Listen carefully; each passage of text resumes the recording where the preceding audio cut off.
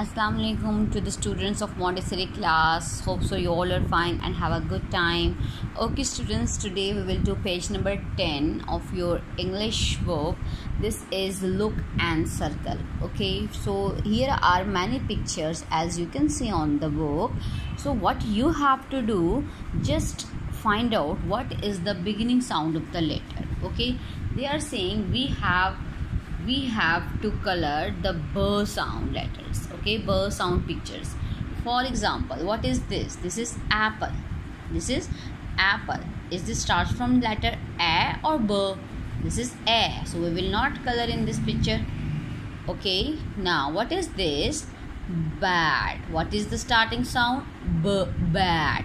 So we will color in this. Okay, color beautifully. Same like this. What is this? What is this? What is this?